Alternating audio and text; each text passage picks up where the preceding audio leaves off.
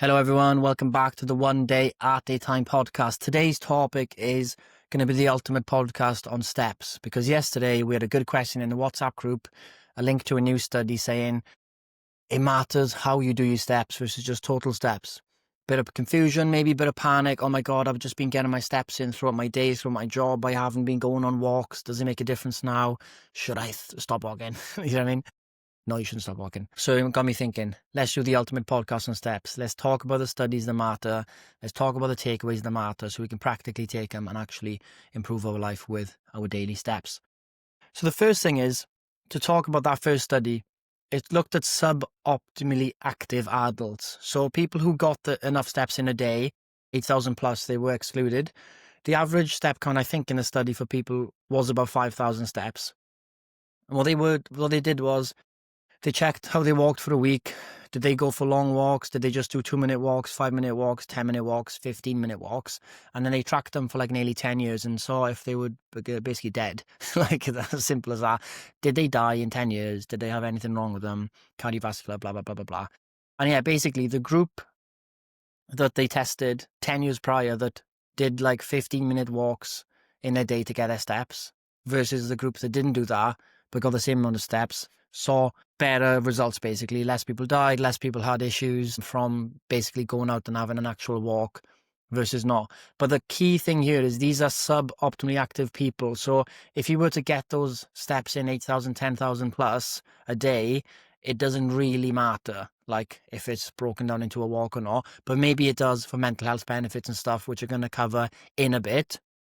So if your step count is low, then yeah, it makes sense that you actually go for one walk a day that is about 15 minutes in length. This is a hack, really, because you get the same steps as someone else that doesn't do, and you get extra benefits. And the act of going for a walk, maybe 15 minutes, helps you a bit with your cardiovascular if you don't do much steps, helps with getting your muscles looser, helps with your mindset, fresh air, circadian rhythm if you're going out in the day.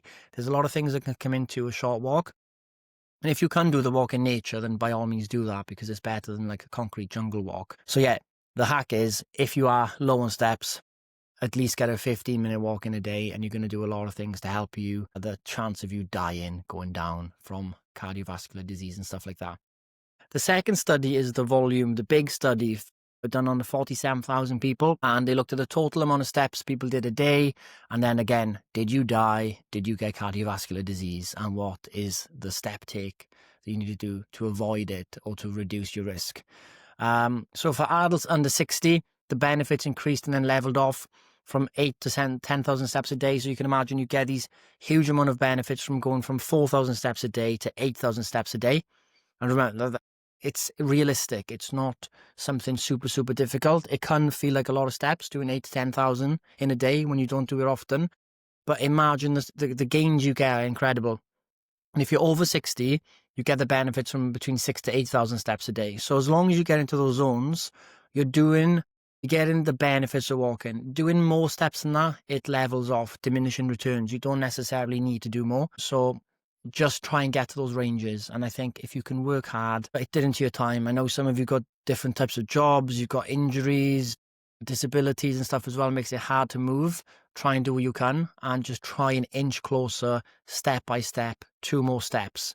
Which brings me to the next study that showed, does even walking 1,000 steps more a day help? Like, what's the point if I just did 1,000 steps more? Does that matter, Scott? Like, I can't be bothered. No way does that help. So what happened here was, it was a 2023 meta-analysis and wanted to answer this question, does incremental benefits happen when you do this?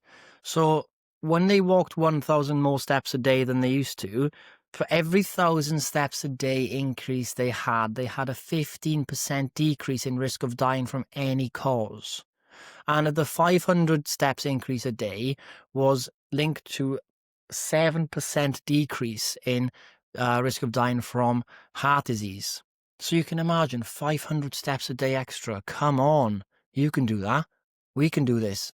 500 steps a day extra. Do that for a week. Okay, that's your new normal. Can you add another 500? Can you add another 500? You know what I mean? Can you make it that you wake up in the morning and you get out the door no matter the weather and go for a short walk?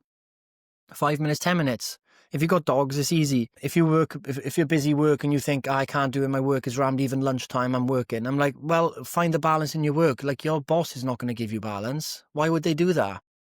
They want you to work. You need to say, hey, this is my lunch break, buddy. And I'm going to go for a walk. And I'm going to have at least 30 minutes of activity time. And then you don't need to eat for 1 hour at lunchtime if you're working in an office or something. Come on. Who needs 1 hour to eat? It's ridiculous. You can just do 10, 15 minutes for your food. The rest of it, you can just go for a walk. The great Steve Jobs, who I'm a big fan of, used to take all his meetings walking in nature because it was just something good for the mind. So yeah, it's important to do that. And when we think about all of this together, there's like something called the Pareto principle, the power law. And yeah, it really is like, if you can get to 8,000 steps a day, you don't need to worry about if you're doing 15-minute walks or not. If you're doing 5,000 steps a day, perhaps make sure you get a 15-minute walk in or a 10-minute walk in, because you're going to get a bit of benefit from the study for doing that. So that's important. That's quite a quick like checklist of doing. And then just knowing that you can go up 1,000 steps a day on average, or 500 steps a day on average, gives you these health benefits. That's amazing too. So there's a lot of benefits from just moving a bit more with steps. 100% fact. Get on with it. Make it a priority in your life. And interestingly, looking at research, I remember seeing something about walking and mental health and EMDR therapy. And I'm going to read the notes out that are from this audiobook that I got it from, about where you walk in nature versus pavement. So it's called a green exercise. And yeah, it's a fascinating topic. So the research, classic one, is from Stanford University, compared participants who walked for 90 minutes in natural grassy area with participants that walked in 90 minutes urban high traffic area. The nature walking group showed significant mental health benefits than the urban walking group did not. Brain scans showed that the nature group had subgenual prefrontal cortex, reduced activity there, which is part of the brain linked to rumination, the cycle of brooding over negative thoughts, a key factor in depression. Stress hormones. Other studies consistently show that walking in nature, even in city parks, lowers levels of the stress hormone cortisol and reduces blood pressure and heart rate more than walking in built-up urban environments. And here's the fascinating one. EMDR therapy. I think some of you heard of it if you've got into the topic of trauma, and it was built on this, right? So the emerging area of neuroscience, EMDR. So the mechanism is bilateral stimulation, BLS, and then EMDR, eye movement desensitization and reprocessing, is a formal therapy, right? How it works, the theory. When you walk, you are in forward motion. This is the theory behind it. This creates optic flow, visual motion of the environment passing you by on both sides. Your eyes naturally scan left and right to take in the scenery. The brain science. This left-right sensory input is the bilateral part. This side-to-side stimulation is believed to engage both hemispheres of the brain. This process is thought to help soothe the amygdala, the brain's emotional threat center, and allow the prefrontal cortex, the logic planning part of the brain, to process difficult memories and or emotions. And why it feels good. This is why walking is so effective at clearing your head, processing a problem or thinking things through. Sometimes you get an insight, an idea into your mind when you're walking, and it's like a breakthrough. It's because you've let your brain relax a bit. It's processing things. Things are flowing. We need to be in that state sometimes. And you're not just getting exercise, you're literally engaging a neurological state that is ideal for problem solving and emotional regulation. In fact, EMDR therapy was famously invented by its founder, Francine Shapiro, when she noticed her own distressing thoughts faded as she walked in the park and her eyes were darting back and forth.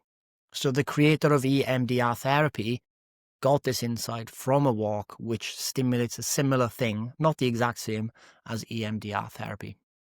So that's quite crazy. I think it's quite crazy. So basically, if you haven't got off your ass right now after listening to this podcast, get your steps in, I don't know what else to say to you guys. Like, I can't do more.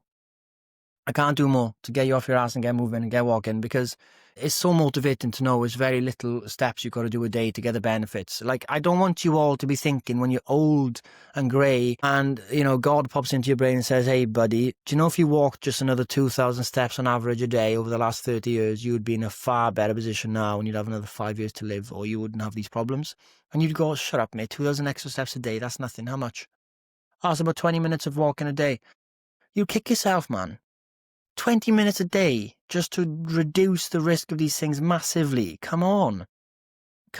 I've just been rereading Steve Jobs' biography, read his sister Mona Simpson, his eulogy on when he passed away, and his last dying words and sentences were about how he is saying sorry that he is leaving them, and he wish he did things differently with his family, because one of his daughters, Lisa, he didn't treat so well at the start of his life, and his other kids, he wished he just spend more time with them. And he was a dying man. I'm not saying walking is going to help him. He died of cancer, okay? But even the guy who was fanatical about work, was saying, I wish I just had more time with my family, more functional time. There's a big lesson in that. A lot of lessons in old age and care homes, people go around the same thing. Now, if you can reverse engineer how to get into a better position, you don't have to go in the future right now. You don't have to, you can just say, I can reduce these odds now by taking action today, because all you have to do is action today. You can't do action tomorrow. You can't do it next week. The only time you can act is now and today. So take action now, get your steps in, be serious about it, go to bed, wake up the next day, you see it as a new day, new leaf. Don't think too much about other days in the future. You have to for some stuff, like if you've got to pay like a mortgage payment coming up and money's running short, you got to start planning that stuff. When it comes to our healthy behaviors, you can be a healthy person today by doing these key actions. And that's the key thing. And focus on the Pareto principle, like just getting to 4,000 to 6,000 steps, or 6,000 to 8,000 steps, depending on your age. Walking 1,000 steps more a day. Like, these have huge benefits that they seem small in the grand picture, but they punch big. They punch very big. And this is how everything works. It's just important to do that. So that's the ultimate podcast on steps. I hope you found it interesting. I hope you are motivated. And I'm going to get up now and go for a little walk to the shop, even if it's 10 minutes, 15 minutes, because I know if I'm on a low step day, that's going to be beneficial for me and it's easy for me to do. And I don't want to regret when I'm older, God coming into my brain saying, hey, buddy, if you just did a bit more steps, you wouldn't be here right now. And I would really hate myself. So have a good day, guys. I'll see you soon.